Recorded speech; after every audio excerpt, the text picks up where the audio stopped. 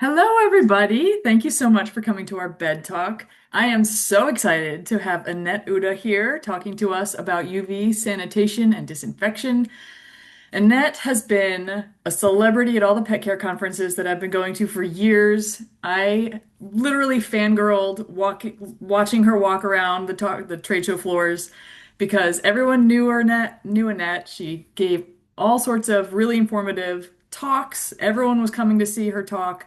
So I can't believe that I actually managed to get her to come talk to all you guys. I'm very excited to have her here. She's such a smart woman. She is backed in biology. She says things that I am not smart enough to understand, but she's so lovely. She'll sit there and explain it to you, and you will feel smarter at the end of the conversation. So thank you so much, Annette. I'm so glad that you're here and that you're here to talk to all of our wonderful humane audience and so they can take care of their animals a little bit better. Thank you. Well, thank you, Beth, and thanks for the hype. I'm going to let you do all my introductions. Yeah, actually, I'm very passionate about what I do, but I don't know about a celebrity. But anyway, thank you all for. Yeah, I really do appreciate it. I know that when it comes to disease mitigation, it's a very sensitive subject, and it's something that we are all trying to be able to get under control. But anyway, I want to give you a little bit of background for me. If those of you who don't know who I am, my name is Annette Uda, and I have been doing Aerapy for the human side and Aerapy animal health on the animal care side, if you will, since 2008. My story and my journey began not as trying to find a pet care business, but because I actually did have an animal that suffered severely from atopic dermatitis, Aerapy. And unfortunately, because of the indoor air quality and after her being us not recognizing what the problem was and all the steroid shots she had and everything else, unfortunately, because of that, she ended up with dilated cardiomyopathy and she passed away.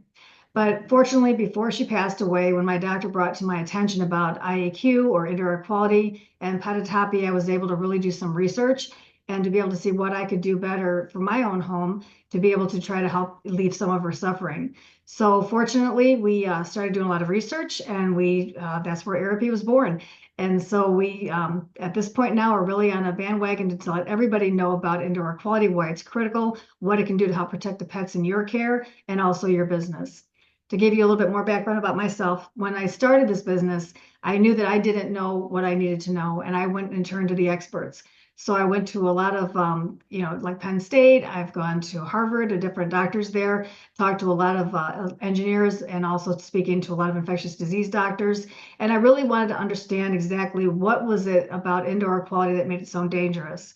And of course, it made sense when I heard about it, right? Because when we have indoor environments, everything's becoming more energy efficient and airtight. So what happens is that as we are closing our doors and our windows, anything that's coming in is staying in and it's recirculating. So that was the one aha moment for me, if you will. Since then, we have been able to do a lot of research, peer-reviewed studies to make sure that what we were saying and what we felt was going to be a good solution was actually validated. For me, it was important not to just to have my own personal studies. I wanted to have peer-reviewed studies. I wanted to make sure that these were studies that were third party, just to make sure that what we were doing was accurate and going to be beneficial. So since then, fast forward all these years, and I show that picture because yes, I was young once. But since I started this business, I actually have started now doing CE classes and teaching as far as indoor quality. And I also do work with ASHRAE. I'm a committee member on several different committees talking about how to improve indoor quality utilizing ultraviolet germicidal radiation, UV, to be able to help to mitigate any kind of pathogens and diseases. We have patented some of our products, and it was thanks to you. Because of this industry, we realized that there is not a one size fits all. We needed to be able to come out and bring products to you and solutions to you that was going to fit what was needed within the animal care industry. So we were very happy to be able to do that. But anyway, let's go ahead and get started. It's enough about me. So, um, when it comes to sheltering, we know that there's different transmission routes. And again, these are just a few of them that you're very familiar with. There are other ones, zoonotic, but the primary transmission routes that we're going to be speaking about today, I wanted to really focus on about the aerosolization and airborne transmission. That's one that leaves a lot of people very confused. Because when you talk about airborne, a lot of people think that it's something that is just going to quickly surface and go to the ground. But what I do want to mention and I want to bring up now is basically talking about aerosolization. This is the most overlooked, and I stress this with all my heart, is the most overlooked route of infectious diseases or transmission that you can find. Because when you're talking about aerosolized particles, think about SARS-CoV-2. That was aerosolized, and we didn't know for a long time how this pathogen was transmitted and why it was making so many people sick and dying. Because this particle, this pathogen was like less than 0.1 microns in size, down to droplet nuclei size. And I know it's going to sound a little bit more scientific, but if I can't get anything for you to take away today, think about aerosolized and also airborne or droplet nuclei. You've got droplets and you've got droplet nuclei. Droplet nuclei is so tiny that it basically will strands go through the facilities with no problem. It does not settle out of the air, and it takes a long time to be able to get it under control. So for me, again, studies are very important. When you look at FCV, I know that a lot of times people thought it was more of a direct contact issue or a fomite issue, but the more studies that have been coming out in recent years is showing that it does aerosolize, and it can aerosolize up to 12 hours in the right environment. Right environment, we talk about humidity levels, right? That's a whole different webinar. But just letting you know that unfortunately, we do have these transmission routes and they are very effective because we're going to have humidity. We can't get away from it. We talk about Bordetella. As many of you know, that's what they considered canine cough, distemper viruses. But all these numbers I'm showing you as far as how long they can survive as far as aerosolization, all of these have been documented in all third-party peer-reviewed studies showing that these could actually stay aerosolized for a long time. The one thing that's really interesting to find out, though, is that if you remember with SARS-CoV-2, they talked about it being, it can stay in the atmosphere aerosolized for up to 3 hours, right? But if you think about it, that 3 hours meant the last person to leave the room. So if you're looking at all of these different pathogens that we've got these animals in constantly within their environments, these pathogens are not going to ever escape if you're open 24/7. As long as they're an infected animal, it's going to always be in your building. So go to the next slide. So when I was talking about droplets versus droplet nuclei, just for those of you who may not understand what it was, because it took me a long time to wrap my head around it to understand what exactly is that. So the large droplets are particles that are going to be expelled that can go from anywhere from like right in front of you all the way to, depending on how what the dog or the cat or the animal project out. Maybe let's just say it can go out to like 6 feet. Those are particles that are going to go out. They're heavy enough, they fall to the ground. The particles that we're concerned about and what's really bringing issues to our industry and what's causing outbreaks and infectious diseases is going to be what you call droplet nuclei. These are the ones, again, as we mentioned, that remain suspended and viable for very extended times. So they can travel throughout your building. They don't have any barriers. They're just going to keep on going. And the problem with this, going on a side note, is as many of you know, when it comes to viruses, the one job a virus has is to survive. So that's why you're looking at all these different variants when it comes to Omicron, right? You got Delta, you got SARS, you got Omicron, because what's happening is that they're trying to find new ways of existing and surviving. And all they need to survive is a host, that host meaning you or I. So that's what I wanted to bring out to your point real quick. So when we're talking about air cleaning technologies, there's so many technologies out there. There's so many things that we're bombarded with. One day I'm going to write a book called Truth in the Marketing, because sometimes my head spins and I hear a lot of things about the different technologies, like what's out there, what should we use, why should we use it, how does it work? So I just want to kind of go through not specific names of companies, but just basically the technology. So when you're looking at an air purifier or filter, are any of these bad in themselves? Absolutely not. But I think the question to you is, what do I need for my facility? So when you're looking at an air filter does just that. It filters out the larger particles that are going through the building, right? When we're talking about droplet nuclei, remember, they're 0.1 size in microns. And the majority of these filters that we're bringing in, MERV 8, MERV 14, they can't go down that low. So all that's happening is these viruses are taking a ride right through the filter and going through your building. So when you're talking about the filters, yes, filters are important, but you have to remember that they're not going to stop disease transmission. When you're looking at air purifier, you need to read the labels. Look at the studies. What is it claiming? How much square footage can it actually be effective in? How much of the air is going to be able to be trapped in this air filter by the CADR ratings, if you will? So it's just, there's a lot that goes into it. That's something that, I really do encourage you to look at exactly what is it saying and not just go by what you're told. Because I fell into that trap. And when I realized that I've got, a 3,000 square foot facility and now I'm going to need 12 different air purifiers, that was a lot, right? So it's just important to really understand the sizing that's going in there and to realize what is it doing. It's trapping, it's not killing. Ionizers, ionizers are something that I think are great for wildfire because what ionizers do is they're going to go out into the atmosphere, capture these particles, they drop them to surfaces, whether it's cages, walls, curtains, ceiling fans, they grab them, drop them down. The problem is that you have to understand that they do not inactivate anything on contact. And what happens is that some of these ions, you have to be able to understand that you need to have a lot of ions to be able to do anything as far as capturing these particles. And why that doesn't always fit in our industry is because if you're opening windows, opening doors, now you're letting all those ions out and now you got to rebuild them all back up again. And that doesn't guarantee that you're going to be able to get every crick and cranny in the area because ions don't live long enough and they don't travel that far of distances. So it's just important to understand what the different technology does.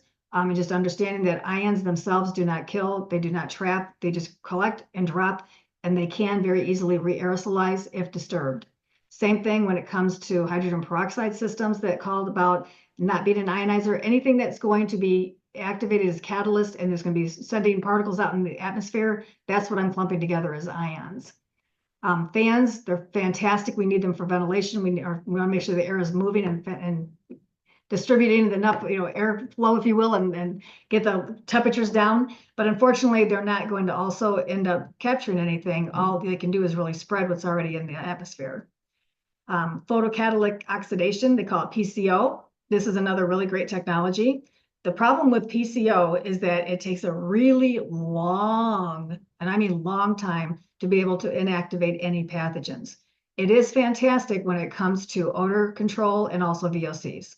When it comes to disease mitigation, it's probably not the best choice in my opinion because it takes too long to be able to get these particles to be inactivated. And then again, we talk about the electrostatic units. So getting into the meat of it. So are mechanical systems enough? So when I'm talking about mechanical systems, I'm talking about your HVAC system, ERVs, because what happens is that these are, by all means, I need to stress this. It's very important to make sure that you have properly sized HVAC system. You need to be bringing in that air. You have to have a good mechanical system in place. It's vital for the health of your building.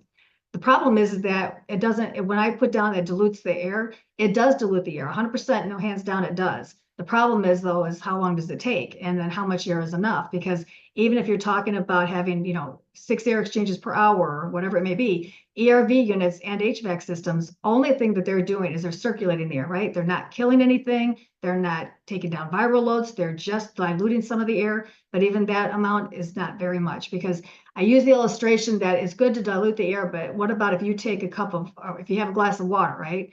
And if I put just a tiny bit of poison in it, is that good enough? We would never drink that, right? So the same thing with the air. We have to make sure that these pathogens, which I call them, these things are awful, right? We have to be able to inactivate them. We can't have them transferring and spreading around because unfortunately they will infect eventually. So we're going to talk a little bit about air cleaning versus air disinfection. And there is a difference because we talked about the air cleaning technologies that people have because the filters will clean larger particles. But when you're talking about air disinfection, you're talking about literally inactivating pathogens on contact. So we're going to go through and talk a little bit about this. And also just to let you know, if you have any questions, please feel free to put them in the chat. We're here to answer any questions. I tend to talk fast, so I'm going to try really hard to slow down. I get into my head sometimes. So when we're talking about UV disinfection, again, that's what we do. But the UV disinfection is helping to protect your facility and the animals in your care real time. Because when these pathogens are coming through the air handler, or if it's going to be in the room, you don't want something that's just going to be taking time to clean these pathogens. We have to kill them on contact. So that's what's really nice about the UV. And that's when I told you, when I started doing my research, I found that the CDC and ASHRAE always recommended UVGI or GUV. It's the same thing as germicidal ultraviolet, but what they really recommend is to have that because of the inactivation rates it does immediately. We do talk about the pathogen inactivation within the studies that we've done. I put 99.9, but we've actually gone up to 99.99, depending on what the pathogen is and how we were testing in the study. For those of you who are not familiar with how studies work, the problem is that when you do a study and you have these live viruses into a third-party study. The problem is that if you don't extract something out of that, then they show it inconclusive. So that's why it's important that when we were doing this, we had to size properly so that we knew we'd extract something so that they could show that it was actually active or effective. Again, we have working 24/7, does not harm anybody in the building. Everything has been certified and tested safe for occupied spaces. So how UV works and what's different than other technologies is that UV is going to go in and it's going to actually disrupt the DNA, RNA, enveloped, non-enveloped pathogens, single, double strand, it doesn't matter. When they have the properly sized UV light, when it touches those pathogens and those particles, it will instantly break up that bond and the DNA and it'll be rendering it helpless. It's not going to be able to reinfect.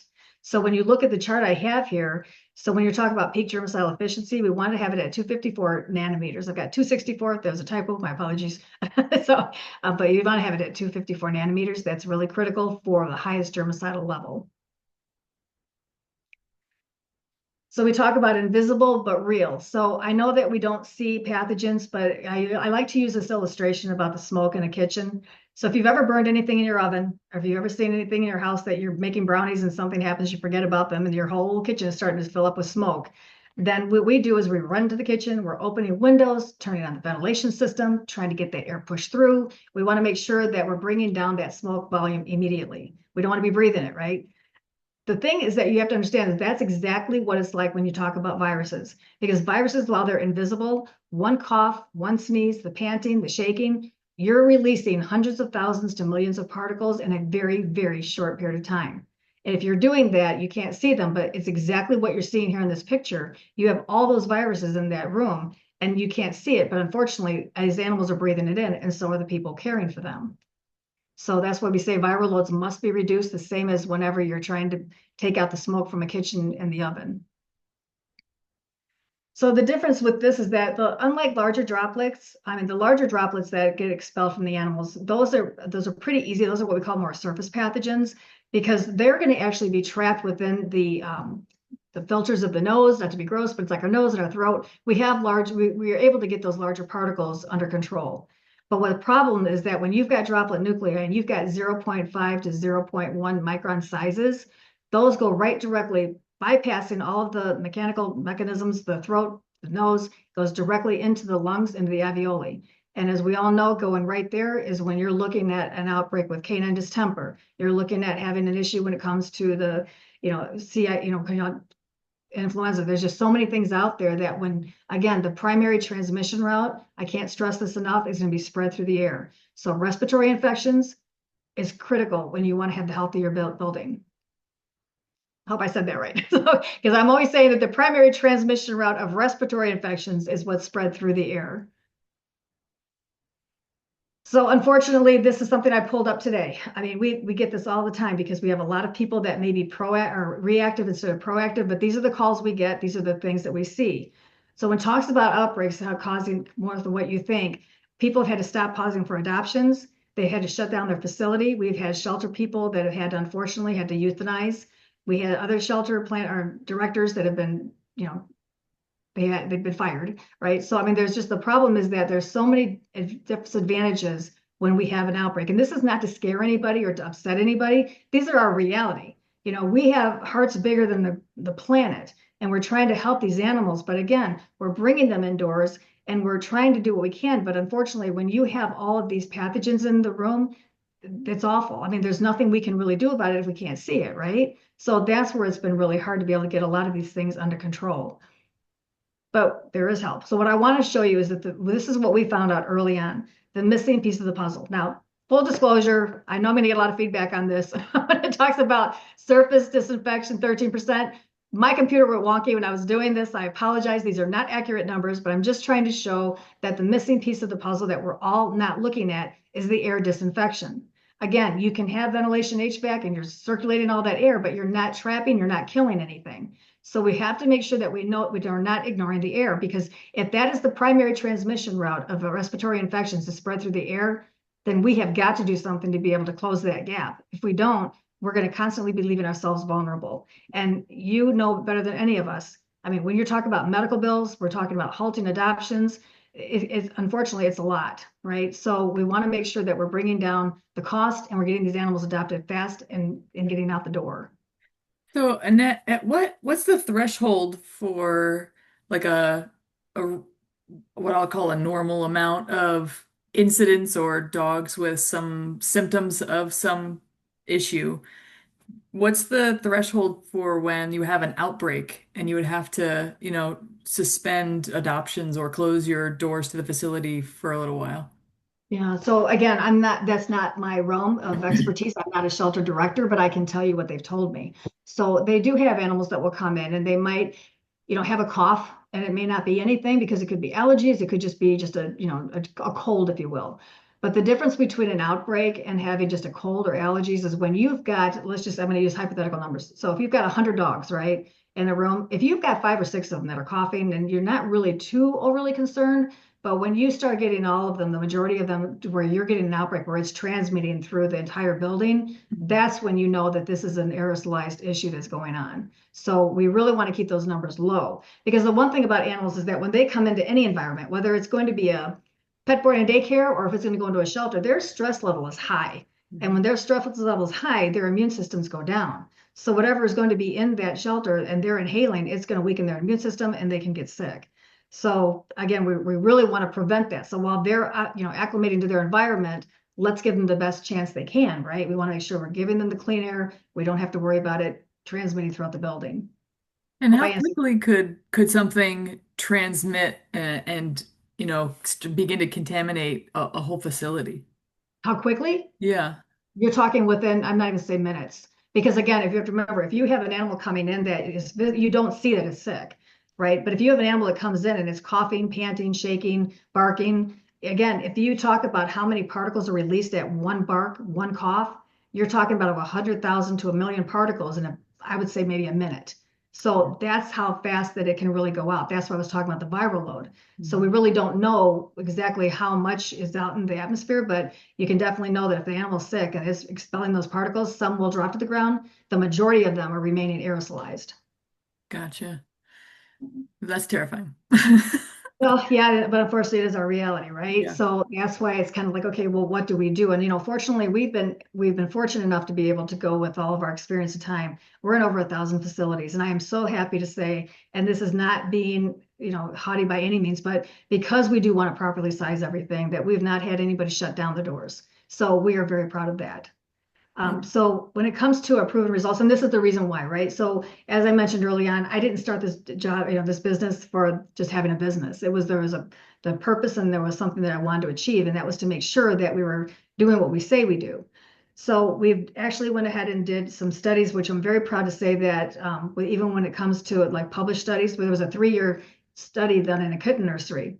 And so for the for just to give you an idea, when it comes to kitten nurseries, especially in Arizona, your season goes early and it goes late. So you got really great weather. So we were fortunate enough to partner with this shelter, and they did a 3-year study. The first year, they basically just did a baseline. They wanted to make sure they knew exactly, the PPE they were using, how they were handling. They did everything that way. And then the second year that we came in and all we were told to do is to size the facility. And then that was it for the study. So we came in, we did the proper sizing, and they turned the units on for a short time, then would turn them off again throughout the whole year to find out what would the results be if we had UV with or without. So they had their baseline. The second year, they turned the UV on, turned it off throughout the kitten season. They were excited because they found 63.3%, I believe it was, of a reduction of URI. So the upper respiratory infections really came down. So they said, okay, we're going to do it the following year. This will be the third year. We're going to leave it on 24/7. Let's see what we end up finding. Well, we ended up leaving it on 24/7. It was phenomenal. They ended up finding that they were able to reduce upper respiratory infections by 87.1%. Think about that, Beth. I mean, 87%. Do you know how many of those animals were able to get adopted? That's And I get incredible. emotional because of the fact that I lost my dog because of, indoor air quality. These animals now, they were able to be healthy, survive, and get adopted. So that was great. But also then going on to that study. So I was really happy that actually was peer reviewed and published. But then we also went ahead and continued because I wanted to make sure. So if any of you out there know Dr. Melissa Kennedy, she was with the Tennessee University, and she was one of my mentors early on. And she just said, if you're going to do this, she was thrilled about what we were doing. She really thought air quality was one piece of the puzzle that was missing, if you will. But she just said you want to make sure that you're checking for every variant, like like I said, RNA, DNA, single, double strand, envelope, non-envelope. Cover your bases, make sure that you know what you're doing, you're putting out. So when we did that, then we were able to go ahead and do some other tests and some other studies. And fortunately, we were able to see that with proper sizing, we could actually go ahead and get these pathogens inactivated on contact or immediately. So again, we really want to emphasize clean air saves lives. I say this with all my heart. It is not that expensive to clean the air. I promise you that, because I've had people telling me how much money they've lost. I've heard about the horror stories that you live, I've heard. And so it's just frustrating because of the fact that we know what we have, we know how we can help. And so all we're asking is for the opportunity, and we do this for free, just contact us. All we need is your blueprints, your mechanical drawings. If you don't have that, we will work another way to find out different sizes. We just want to figure out what do we need to do to ensure healthy air. Because again, if the primary transmission route is spread through the air, we have to disinfect the air, right? I mean, none of us would think about drinking water that was coming from a pond, right? We know we've evolved. And so we can't go backwards. We know what SARS did. We know what it does as far as the air and how it hurt all of us. Well, now we need to be able to move that forward, and let's bring it up here, in here in the animal care industry, because if we know that we can inactivate these pathogens and we can help your incomes, we're not going to be looking at a lot of outbreaks, right? So that's my soapbox. It's just, seeing everything, like I said, we're so thrilled to have been able to be partners with everyone, in this industry, and just seeing the benefits that's come through it's been wonderful. Mhm. So again, it's just pet care is healthcare, and we have to be able to take care of the health of the animals and our employees, right? So we want to make sure that they understand this is, air cleaning is critical, and it's not something that's optional. It's got to be mandatory if Yeah. we're going to really want to make any difference. Yeah. So again, just to let you know too, as far as UV disinfection, it's proven. It's not something that I made up and I didn't come up with it. I'm not that old. It's been around for 100 years, if not more. But it's something that really has been. It's funny because it's been around for so long, but we really haven't heard about it, right? Until probably SARS-CoV-2. So it was nice for us to be able to finally get people to understand how UV can inactivate pathogens. It's just sad that we had to go that way, right? Because a lot of people, scientists believed, 50% of them said nothing can aerosolize, it's not dangerous. The other half said you're crazy, it can, and I think it's just because we need to have proof, right? We need to have, what do we know for sure? And so with us now seeing and understanding how SARS-CoV-2 took out so many people, right? And it could all be avoided if we could just clean the air, because these pathogens don't live outdoors, right? So, and I'm not going to say every single one of them, but respiratory infectious pathogens primarily transmit indoors. So if we can clean them and we can kill them, I shouldn't say clean, if we can kill them before they spread, then we're going to have a lot less cases of URI, right? So that's going to put a lot more money into people's pockets. It's going to be helping with a lot of issues that are out there that we don't really need to deal with. So a little passionate, I know. It's hard not to be, Yeah. when Well, yeah, because I'm blessed enough to be able to walk into these shelters and to see pain points and to watch these animals. And when you have somebody that's going through an outbreak and they have their hands thrown up like, we don't know what to do, it's like, just give me 24 hours. It's like, let's get in, let us size it, let's get these units in. Because the one thing about our systems is that they go to work immediately. It's not a matter of, a few days or a week, you might notice something, just like that oven with this, it has smoke everywhere. We come in and we scrub that area immediately. We want to make sure that everything is going to be brought down. And think about that. If you have an animal that's sick, just like an ICU unit at a hospital, when they're sick, they've got that fresh air constantly. They're not rebreathing the same dirty air. Mhm. So people heal faster, right? Because our bodies are prone and our bodies are designed to heal themselves. So if we can get that air circulating to where it's disinfected, they have the ability to recover a lot quicker and get adopted a lot faster. So talking about, as far as the UV, there's a difference between UV. You've got UV when you're talking about, I use the example of a night light versus an operating room light, because you do have UV that is going to be within UV systems or HVAC systems that are factory installed. What that means is that basically they've put them in there to be able to clean the coils, which is fantastic. You need to, because if you're cleaning the coils, you don't have to worry about manually cleaning them, because now you're getting rid of mold, biofilm buildup, hair, things like that. any sticky substances. But the problem is that if you're looking at air disinfection, that's different. Now you're talking from a night light to an operating room light, because we have to be able to disinfect that air going through at high speeds in less than a second, less than 0.5 seconds. So we have to make sure that all the air going through at that fast, high speed has got the proper germicidal energy to match it. So that's why there's not a one size fits all. Somebody may have a 10-ton unit, one person may have a 2-ton unit, one person may have a walk-in cooler. So everything needs to be sized immediately. So don't be tricked in the marketing, as I talked about earlier. So if somebody says, okay, yes, we do disinfect the air, the question is how much and what percentage in one air pass? Because you may have a UV light that goes, and we do, some people want energy savings on our human side, right? But if they know that they want the energy savings on the human side, then we're putting a very low UV light out, and because it's not moving, it's going to stay there, and neither are the coils. So if the coils are not moving and the lamp's not moving, then eventually it's going to disinfect the coils. But if you're now talking about the air disinfection, and I say to you, yes, it will disinfect the air, the question is what percentage? How much? Are you talking 5%, 2%? Because you're talking about moving that air so fast, how much of that air in one air pass are you able to disinfect? So that's the difference when you're talking about sizing. And that's what we take very seriously. That's why we need mechanical engineer or mechanical drawings as well as floor plans. Because when we're talking about UV for the HVAC system, and that's another goes into this slide, when you're talking about upper air units, we're getting viral loads out immediately. So the upper air units are going to be able to disinfect the air on contact. When you're talking about HVAC system, then that's going to take time for the air to circulate, to clean, right? Which is fine if you're looking at like hallways or areas where there's not a lot of animals that are congregating. But if you're looking at intake, if you're looking at ISO, if you're looking at, boarding, or if you're looking at, high volume animals in one space, you have to add an upper air unit to the space, because we don't have time to wait for that air to move or circulate. We have to get that done immediately.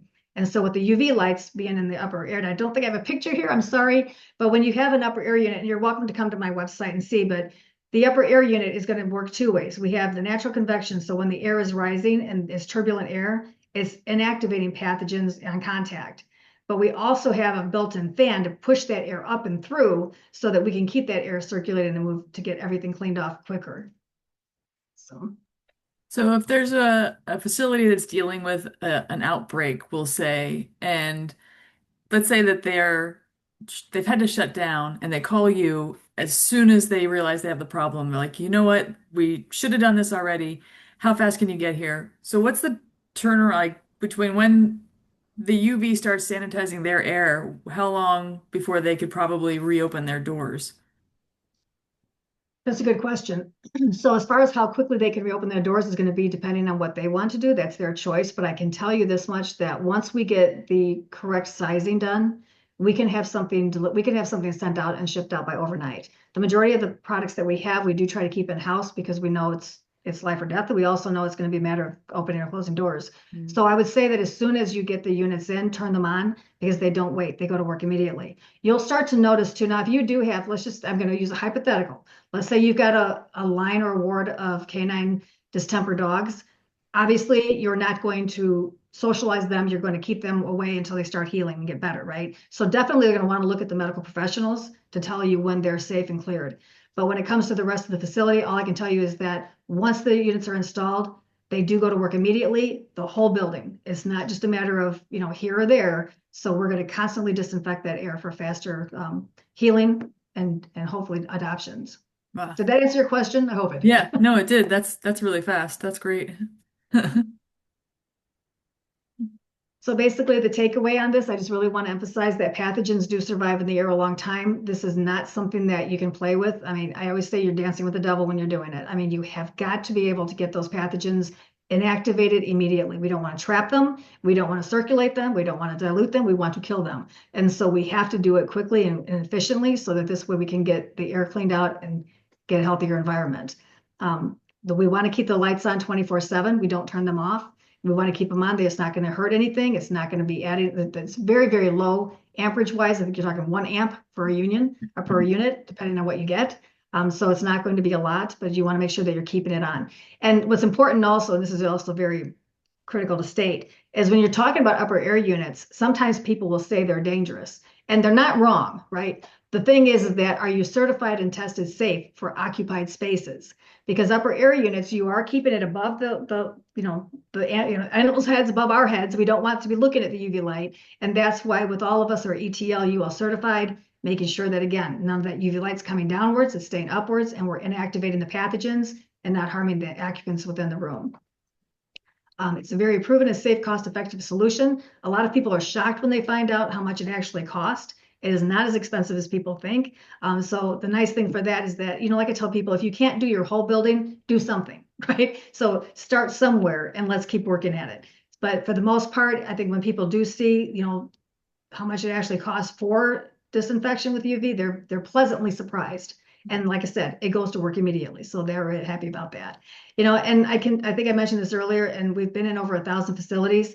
Just knowing that we've not had an outbreak to where it shut people down or even an outbreak per se, that's really a true testament to what UV can actually do. So again, when it comes to cleaning the air, it's not just something nice to have, it's something we have to have because pet care starts with health care. We have to make sure we're taking care of the health of the animals because if we're not, then we're not really doing our job, right? So we just really have to make sure that health and safety is the number one thing. I would imagine the cost of treating all of these upper respiratory infections would start to get offset with not having them in the first place, for the cost of those unit installations. It is. It can end up becoming very medically expensive. Mhm. Um, Unfortunately, that's the nature of the beast, right? I mean, because if you're sick, you need to have your antibiotics, you need to have the doctor's visits. And so if we can help prevent a lot of these things, it's saving a lot of money. So just think about the kitten study. So if 87% of those kittens had, a UR reduction, think of all the medication and all the time that was spent trying to make them healthier. Because, we're not talking about just medical expenses. We're talking about them actually being in a facility. Yeah. That costs money too. So the faster we can get, these animals adopted, then more can come in, but we can also reduce the cost. Yeah. Is there any questions or I go fast, I'm sorry. There's not a question, but I had actually asked really because I was curious of our attendees which systems they're currently using, and somebody let us know that they have a two-stage cleaning system in our cattery HVAC. First is a 4-inch pleated MERV 13 filter, and then a 36-watt UV system from Dynamic Air Quality Systems. I didn't understand half of those words, but I'm assuming you probably know. Perfect 14 watt. So when you talk about 36 watt, that's a good point because the question would be then, what is the make and model of the HVAC system, right? So we have to make sure that we've got the proper UV wattage with the airspeed that's going through.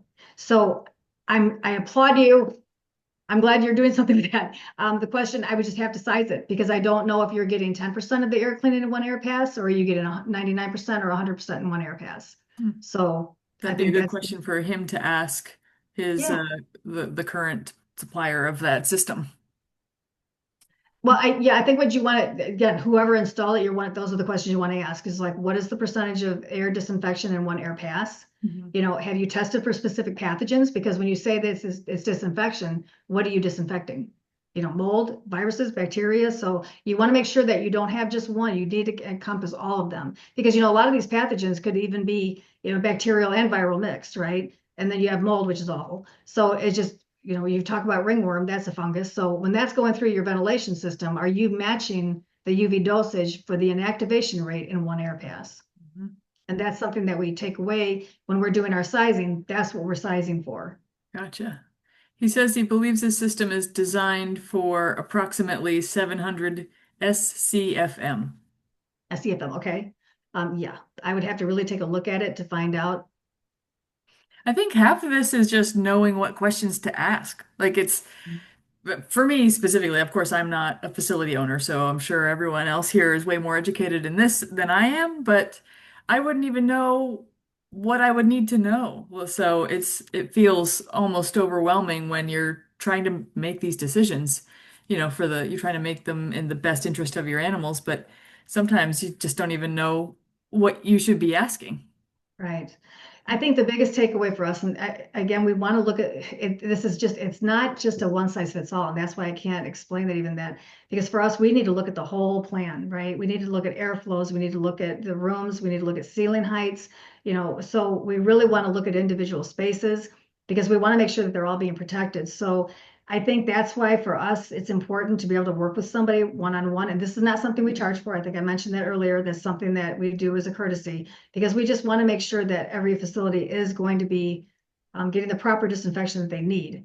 And so the person that asked that question, I would love to be able to see their, which HVAC system they have, the make and model, send us what they have, and I'm happy to look at it.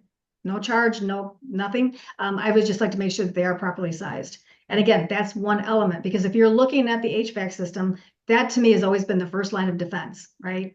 But when you're talking about individual rooms that have intake, or if you're talking about anything that's high risk, you have to get an upper air unit in there immediately because those viral loads are going to come in so fast and furious. You don't have time. The HVAC can't keep up with that. So it's kind of like I said, if you have, so a good illustration, if you do burn something in your oven and you don't do anything, you don't open the windows, you don't turn on the ventilation system, you wait for the air to process through the air handler, how long will it take for you to actually get all that smoke out? Right?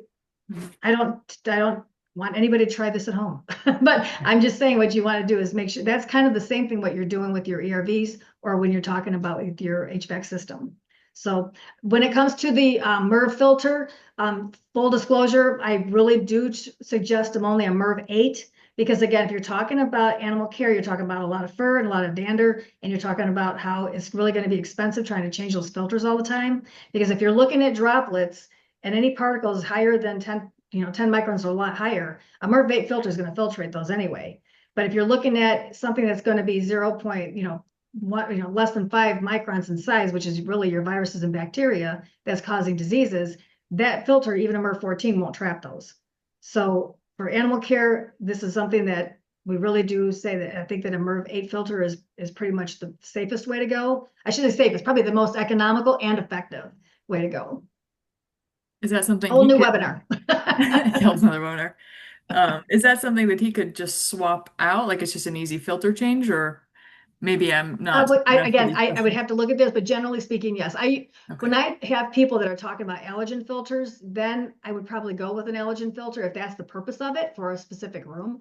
But when you're talking about a whole building, that can get really expensive because you don't want to, and again, here's another webinar, you don't want to have pressure drop, right? So we want to make sure that we're having the health of the building where it's not becoming a financial burden on the mechanical system as well. And a lot of people really need to look and see what is their air handlers, how much can they take? Because it should state not to go above, a MERV 8 filter or 14, because like HEPA filters are fantastic, but the problem is you can't put them in your HVAC system because it'll break the system. It's just, and if you want, for those of you who don't know what I'm talking about as far as filters go, so, and this is analogy I love, but if you're going to go the open sea fishing, right? You've got this huge net with big holes and you're catching these fish, right? So you don't need the filter to be like, you don't need I guess, yeah, the filter. Net. I don't go fishing either, but anyway, so you scoop it up. So you don't need to have really tight weaved, if you will. But if you have a fish tank and you're going to be having guppies, you got to have the tiniest weave you can, and you want to loose, scoop them up, put them in a safe spot.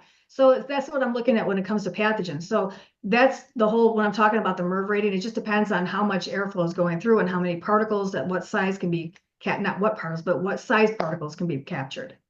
So the Did I smaller the confuse it even number, more? so, so the smaller the number on that filter, tighter the fishnet. Yes. Okay. So if Full you have circle. so the higher the number, the tinier particles it can capture. Gotcha. Okay. Thanks. All right, a lot of comments coming in now. Yeah, they're like, okay, well, you lost me. But again, if anybody's got any questions, they're more than welcome, whether now or going past this this webinar. I'm here for answering any questions you may have and to also help with sizing. That we're in here for you. We this is the whole reason we started our business. So And we have shared Annette's contact information, and if you want to scan the QR code, then she will send you all the slides for this information in case you're like me and you're going to have to read it 4 times before you understand it all. But she's just so wonderful to talk to. So if you have any questions, like even if it's information for you to bring back to, your current system provider, like she's wonderful for guidance. And always happy to help help anyone who's trying to help animals. So, um, thank you Thank so you. much, Annette. That was lovely to have you. I'm still fangirling. I can't believe I managed to get you to do a webinar with me. So I'm very excited. Well, thank you. I appreciate your time. And as you can see, I'm not good at technology because I have no idea what happened to my screen. Well, I'm recording this, so I will upload it. I'll put it on our Pro Webinar Series landing page. I'll email it out. So if anybody was unable to attend all of it, or maybe they had to duck out early, this will all be sent and shared, and hopefully it will help out some people. Okay, sounds great. Thank you again. I appreciate Thank it. you. It was so good to Thank have you, everyone. you. Bye. Okay, bye-bye.